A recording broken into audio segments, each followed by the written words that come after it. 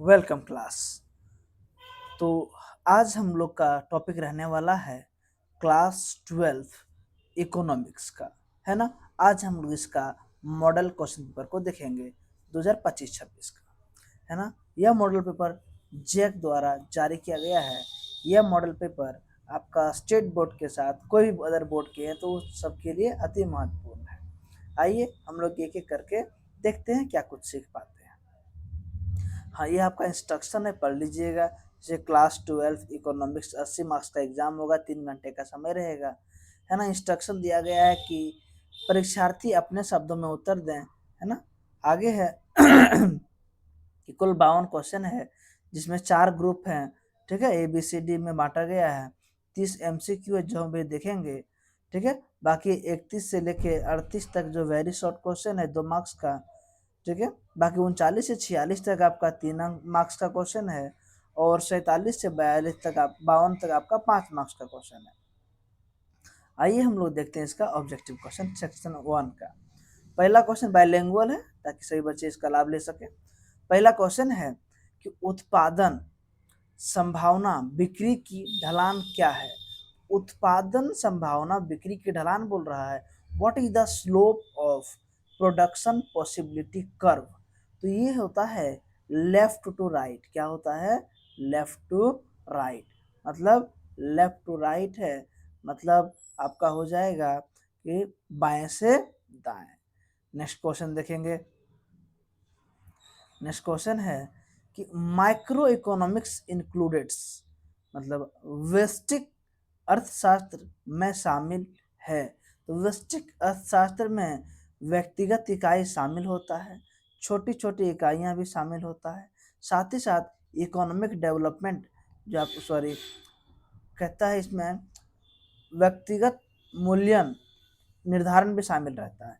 इनमें से सभी हो जाएगा, है ना, ऑल ऑफ दीज। तीसरा क्वेश्चन है which are a central problems of any economy.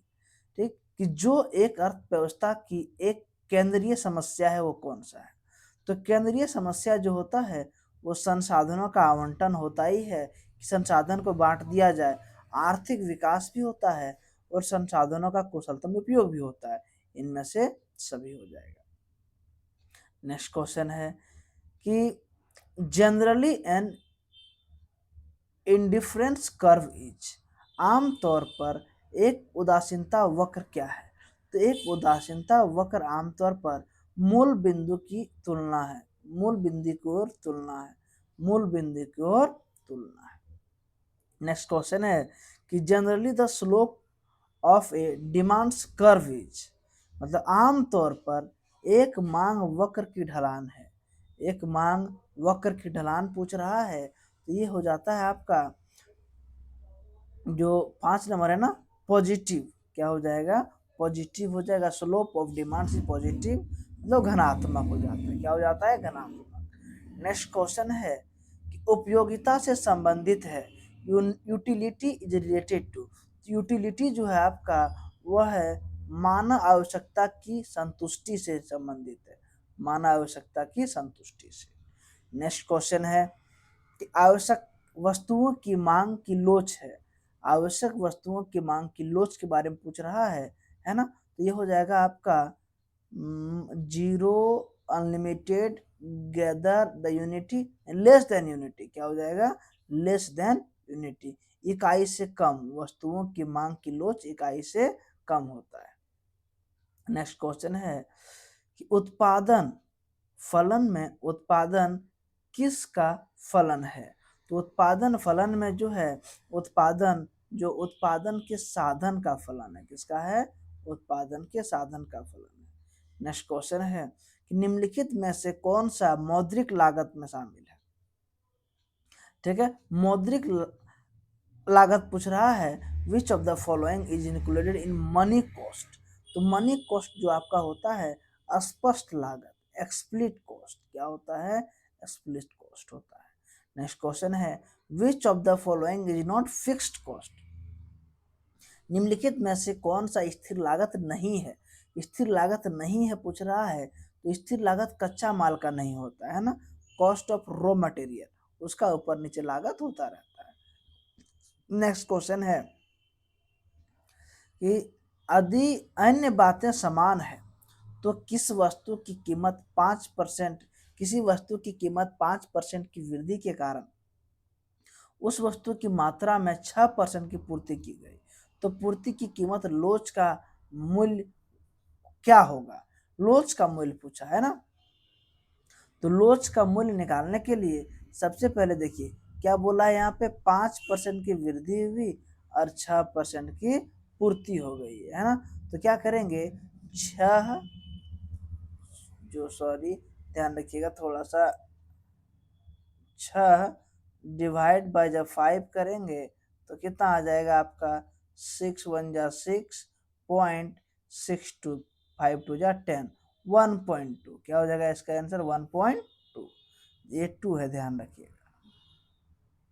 Next question है कि अल्पकाल में एक पूर्ण प्रतियोगी फॉर्म को हानि होती है तब, तो कब होती है हानि, तो हानि होता है जब M R equal to M C हो जाता है।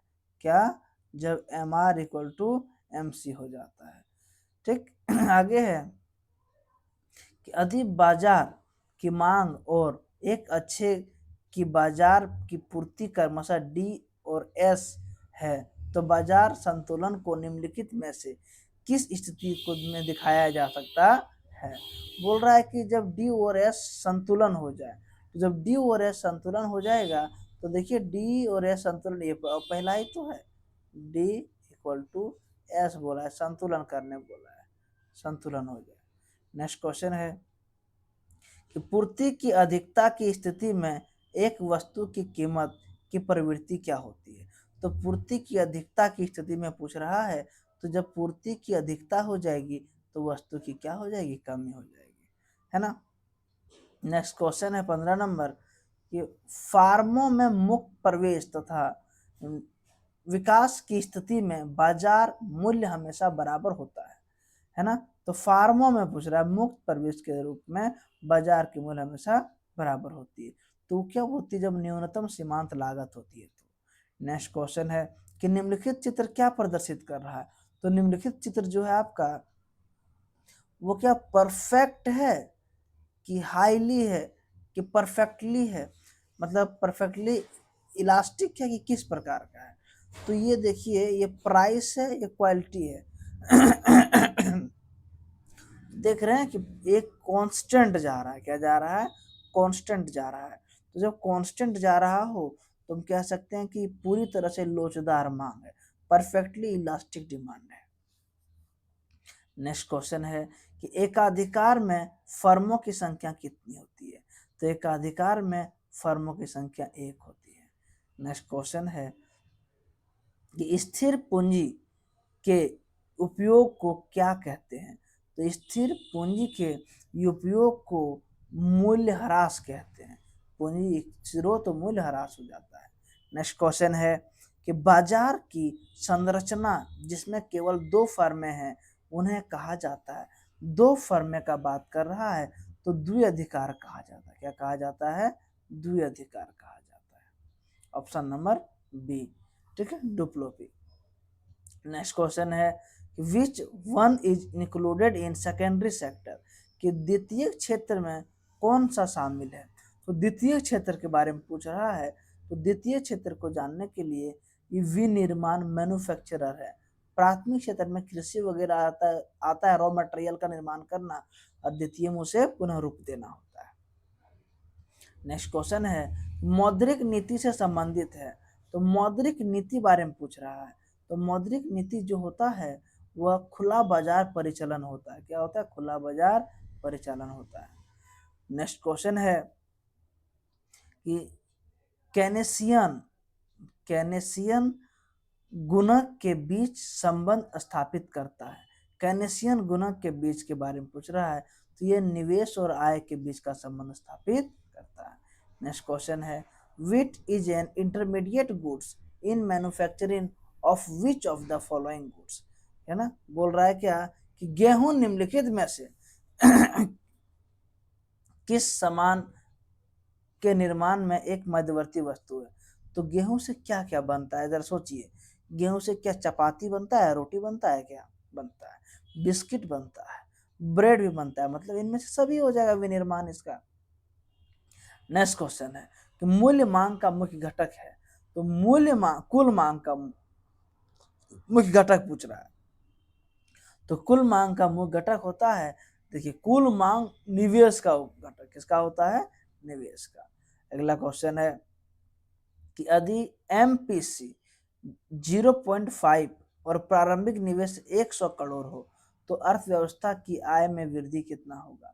देखिए एमपीसी बात कर रहा है ना, तो एमपीसी कितना है 0.5, ठीक है, और निवेश करोड़ है आपका 100 करोड़, तो अर्थव्यवस्था का आय के बारे में पूछ रहा है, ठीक है। तो अर्थव्यवस्था का आय को निकालने के लिए यहाँ देखिए 0.5 है, कितना है, होता है 100 इक्वल टू 0.5, मतलब हो जाएगा आपका डेसिमल हटेगा नीचे 1, डिजिट है 0, कट गया 2 बार में, क्रॉस मल्टीपल जब होगा इसका तो आ जाएगा 200 करोड़, कितना आ जाएगा 200 करोड़। ऐसा ऑब्जेक्टिव टाइप है। नेक्स्ट क्वेश्चन है कि कमी की मांग के लिए कौन सा सही उपाय है, तो कमी की मांग के लिए पूछ रहा है, तो राजकोषीय उपाय है और मौद्रिक, दोनों ए और बी दोनों हो जाएगा।